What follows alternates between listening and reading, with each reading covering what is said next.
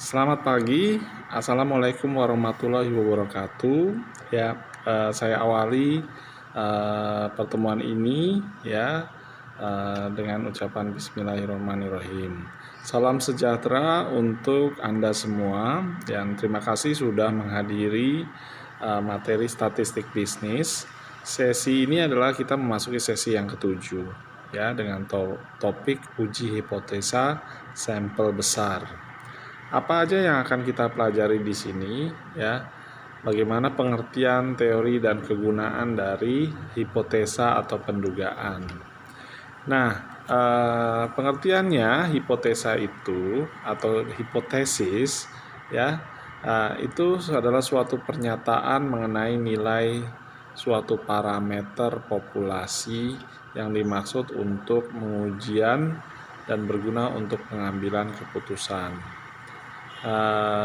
Pengujian hipotesis itu merupakan prosedur yang didasarkan pada bukti-bukti sampel dari populasi. Jadi sampel itu begini, kalau ada populasi 1000, Anda nggak meneliti keseluruhan 1000 populasi tersebut. Anda ambil sampel yang representatif untuk mewakili keseluruhan populasi tadi. Nah, sampel ini dipakai untuk menentukan, ya, apakah hipotesis itu merupakan suatu persyaratan yang wajar. Wajar nggak sih dugaannya itu? Oleh karenanya tidak ditolak atau hipotesa tersebut tidak wajar, dan oleh karena itu harus ditolak misalnya, ya. Nah, proses pengujian hipotesis ini kita bahas di sini. Satu, kita rumuskan dulu prosedur pengujian hipotesisnya itu. Apakah hipotesisnya 0 atau H0, atau hipotesis alternatif, hipotesis 0, hipotesis awal, atau hipotesis alternatif yang sering disebut atau disimbolkan sebagai H1. Tahap yang kedua prosedurnya adalah menentukan taraf nyata, ya. Probabilitasnya menolak hipotesis misalnya, ya.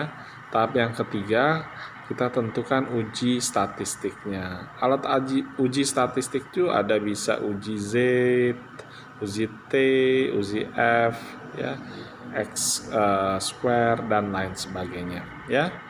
Kemudian tahap yang selanjutnya tentukan daerah keputusan. Daerah di dalam range mana hipotesis awal atau nol diterima atau ditolak.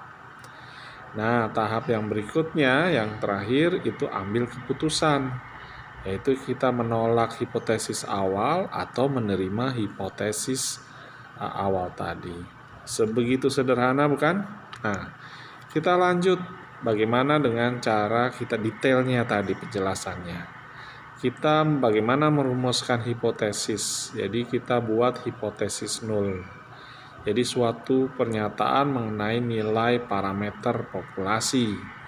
Bagaimana dengan hipotesis alternatifnya? Ya, itu berupa pernyataan yang diterima jika data sampel memberikan cukup bukti bahwa hipotesis awal atau hipotesis nol tadi adalah salah. Nah, kita kemudian masuk kepada taraf menentukan taraf nyata. Itu situasinya terjadi bila probabilitasnya menolak hipotesis nol apabila hipotesa nol tersebut adalah benar. Nah, untuk analisa hipotesa ini kita menggunakan uji statistik. Apa yang dimaksud dengan uji statistik? Yaitu nilai yang diperoleh dari sampel, ya, populasi, dan digunakan untuk memutuskan apakah hipotesis akan diterima atau ditolak dari sampel tersebut. Nah, kita menggunakan nilai Z seperti dirumuskan pada halaman ke-8 dari modul atau PTT yang Anda terima. Apa aja komponen dari nilai Z? Yaitu nilai rata-rata hitungan sampel, rata-rata hitungan populasi, dan standar error sampelnya juga diperhitungkan. Kita masuk pada tahap topik berikutnya, yaitu uji signifikansi satu arah dan uji signifikansi dua arah. ya. Bagaimana menentukan daerah keputusan? Jika kita menggunakan uji satu arah, bentuk keputusan uji satu arah bisa Anda lihat pada halaman 11. Nah, bagaimana letak daerah penolakan HO, daerah tidak menolak HO pada bagian di atas, ya. Bagaimana kita menggunakan daerah keputusan uji dua arah seperti terlampir pada halaman 11 tadi, yaitu kita bisa melihat daerah penolakan HO-nya bagaimana, daerah tolak HO, daerah tidak menolak HO bagaimana, serta daerah penolakan HO. Ya. Nah, contoh uji signifikansi bisa Anda lihat pada halaman 12. Anda bisa pelajari contoh-contoh tersebut secara mandiri, ya. Tabel uji signifikansi itu bisa Anda lihat tanda lebih besar atau dengan menggunakan tanda lebih kecil, seperti terlihat pada gambar A dan gambar B pada halaman 13. Perhatikan juga daerah penolakan H0, ya, dan daerah tidak menolakkan H0 pada gambar A dan gambar B tersebut, ya. Contoh uji signifikansi bisa Anda pelajari pada halaman 14, ya, dan bagannya bisa Anda lihat pada halaman 15. Oke.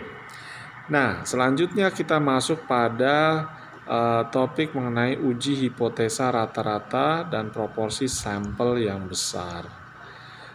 Langkah-langkahnya untuk menguji hipotesa rata-rata sampel besar, satu langkah pertamanya nih, ya, tentukan, rumuskan hipotesanya.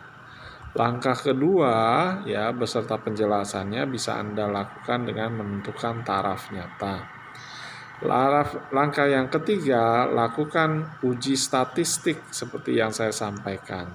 Nah, langkah keempat, tentukan daerah keputusan dengan nilai kritis Z tadi, formulanya digunakan, ya.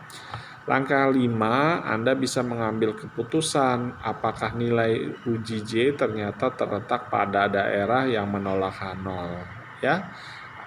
Oke. Demikian Anda mengenai formula Z, saya ingatkan kembali, itu bisa Anda lihat pada halaman 21 tentang rumusan uji Z untuk proporsi, ya. Di sini, ya, komponen dari nilai uji Z itu melibatkan proporsi sampel, proporsi populasi, serta jumlah sampel. Oke, bagaimana sekarang kita menguji hipotesa selisih rata-rata dan proporsi sampel besar? Nah, rumusannya bisa Anda lihat pada halaman 24, ya, di mana melibatkan standar deviasi selisih dua populasi, baik populasi pertama, standar deviasi populasi pertama, standar deviasi populasi kedua, serta melibatkan jumlah sampel pada populasi 1 dan jumlah sampel pada populasi 2 seperti dirumuskan pada halaman 24. Nah, di halaman 25 Anda akan melihat bagaimana nilai uji J statistik dirumuskan, ya. Di sini akan terlihat ada selisih dua rata-rata hitung sampel 1 dan sampel 2. Lalu ada selisih dua rata-rata hitung populasi 1 dan populasi 2, serta melibatkan standar deviasi selisih dua populasi yang dirumuskan pada halaman 25. Kita masuk pada rumusan standar deviasi pada halaman 26. Di sini standar deviasi selisih dua sampel digambarkan sebagai yang ditulis pada halaman 20. Anda bisa lihat di halaman 26, di mana melibatkan standar deviasi selisih dua sampel, baik standar deviasi sampel 1 maupun standar deviasi sampel 2, ya. Pada halaman 27 kita akan melihat bagaimana formula hipotesa selisih proporsi sampel besar. Untuk standar deviasi proporsi populasi dapat dirumuskan pada bagian di halaman 27 ini. Dan di mana standar deviasi selisih dua proporsi populasi dilibatkan, serta jumlah sampel pada masing-masing populasi. Hipotesa selisih proporsi sampel besar kemudian melibatkan statistik Z yang dirumuskan seperti pada halaman 28 ya. Di sini nilai Z adalah nilai uji statistik selisih dua proporsi populasi baik pada sampel 1 dan sampel 2 ya. Juga melibatkan standar deviasi selisih dua proporsi populasi ya.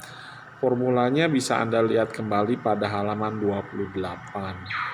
Nah, pada halaman 29 sebelum mengakhiri kita akan membahas mengenai pengertian kesalahan jenis 1 dan kesalahan jenis 2. Nah, kesalahan jenis 1 terjadi bila keputusan menolak H0 padahal seharusnya H0 benar. Nah, kesalahan jenis 2 terjadi apabila keputusan menerima H0 padahal seharusnya H0 salah. Nah, situasi keputusan itu dapat dilihat pada saat menerima H0, bagaimana H0 benar dan bagaimana H0 jika salah. Nah, situasi keputusan menolak H0 itu digambarkan pada halaman 29 jika H0 benar dan bagaimana jika H0 salah. Demikian sesi ini saya akhiri. Semoga para peserta bisa belajar secara mandiri dari PPT yang saya sampaikan, yang kami sampaikan, video yang kami sampaikan, dari modul yang disampaikan serta kuis dan tugas yang Anda bisa lakukan secara mandiri. Terima kasih atas partisipasi Anda. Tetap semangat ya. Sampai berjumpa kembali di sesi berikutnya dan saya ucapkan doa ya kepada kita semua dan saya akhiri dengan ucapan wassalamualaikum warahmatullahi wabarakatuh. Sampai ketemu lagi.